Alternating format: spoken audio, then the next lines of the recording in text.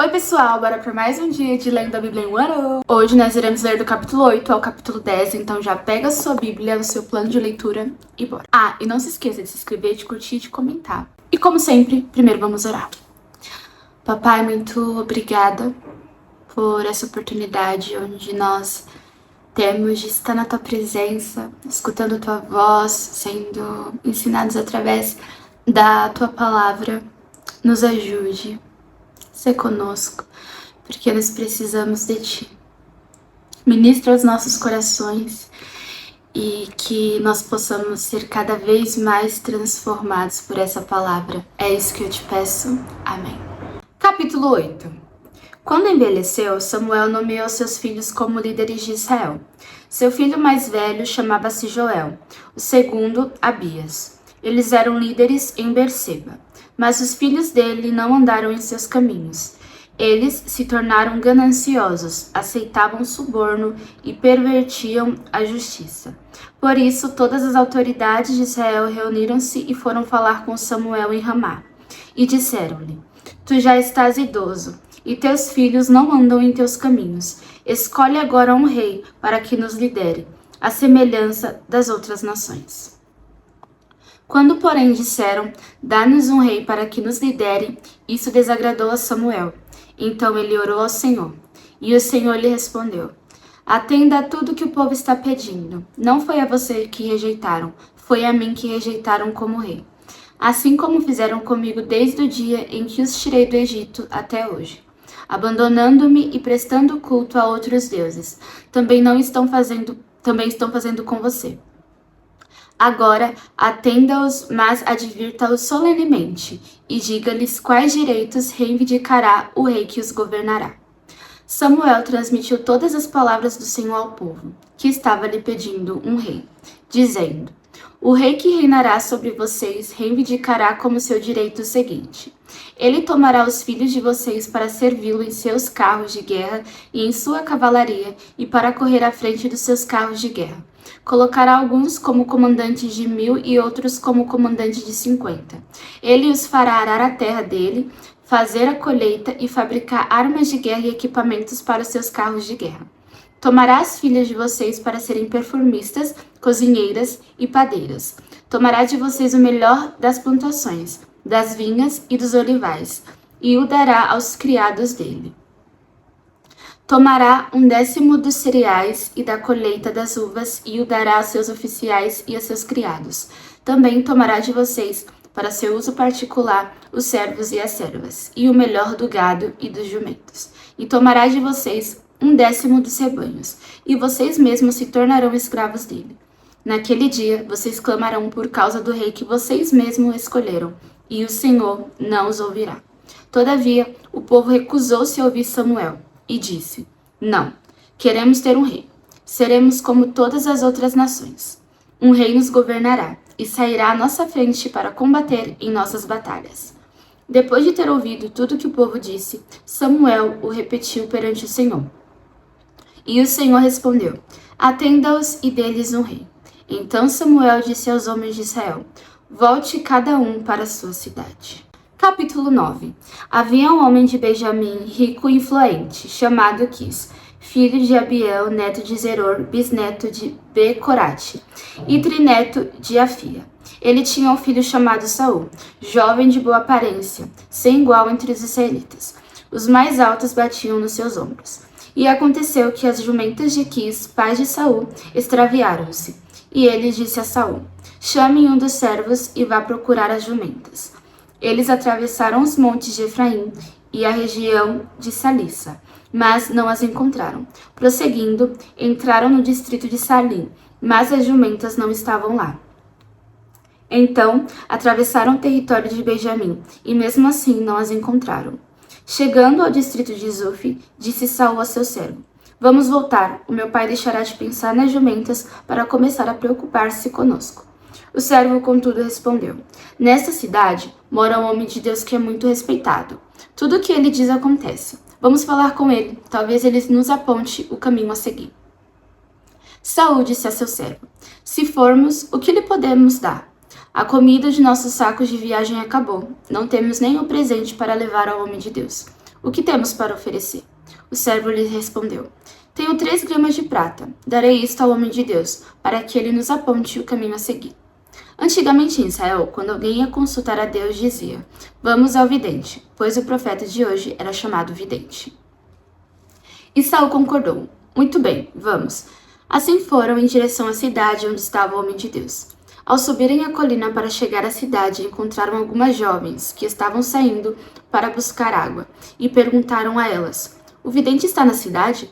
Elas responderam: Sim, ele está ali adiante. Apressem-se. Ele chegou hoje na nossa cidade, porque o povo vai oferecer um sacrifício no altar que há no monte.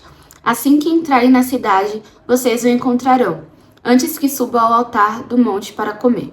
O povo não começará a comer antes que ele chegue, pois ele deve abençoar o sacrifício. Depois disso, os convidados irão comer. Subam agora, e vocês logo o encontrarão. Eles foram à cidade e, ao entrarem, Samuel vinha na direção deles, a caminho do altar do monte. No dia anterior à chegada de Saul, o Senhor havia revelado isto a Samuel. Amanhã, por volta desta hora, enviarei a você um homem da terra de Benjamim. Unja-o como líder sobre Israel, o meu povo. Ele libertará o meu povo das mãos dos filisteus. Atentei para o meu povo, pois o seu clamor chegou a mim. Quando Samuel viu Saul, o Senhor lhe disse: Este é o homem de quem falei, ele governará o meu povo. Saul aproximou-se de Samuel na entrada da cidade e lhe perguntou: Por favor, pode me dizer onde é a casa do vidente? Respondeu Samuel: Eu sou o vidente. Vá na minha frente para o altar, pois hoje você comerá comigo. Amanhã cedo eu contarei a você tudo o que quer saber e o deixarei ir. Quanto às jumentas que você perdeu há 3 dias, não se preocupe com elas, já foram encontradas. E a quem pertencerá tudo que é precioso em Israel, senão a você e a toda a família de seu pai? Saul respondeu: Acaso não sou eu um benjamita da menor das tribos de Israel, e não é o meu clã o mais insignificante de todos os clãs da tribo de Benjamim? Por que estás me dizendo tudo isso? Então Samuel levou Saul e seu servo para a sala e lhes deu lugar de honra entre os convidados, cerca de 30 pessoas. E disse ao cozinheiro: Traga minha porção de carne que entreguei a você e mandei reservar. O cozinheiro pegou a coxa do animal com que estava sobre ela e colocou tudo diante de Saul. E disse Samuel: Aqui está o que foi reservado para você. Coma depois deste momento em que eu disse: Tenho convidados, esta parte foi separada para você, para esta ocasião. E Saul comeu com Samuel naquele dia. Depois que desceu do altar do monte para a cidade, Samuel conversou com Saul no terraço de sua casa. Ao romper do dia, quando se levantaram, Samuel chamou Saul no terraço e disse: Levante-se, e eu o acompanharei, e depois você seguirá a viagem. Saul se levantou e saiu com Samuel. Enquanto desciam para a saída da cidade, Samuel disse a Saul: Diga ao servo que vá na frente. O servo foi e Samuel prosseguiu: Fique você aqui um instante, para que eu dê a você uma mensagem da parte de Deus. Capítulo 10. Samuel apanhou um jarro de óleo, derramou sobre a cabeça de Saul e o beijou, dizendo: O Senhor ungiu como líder da herança dele.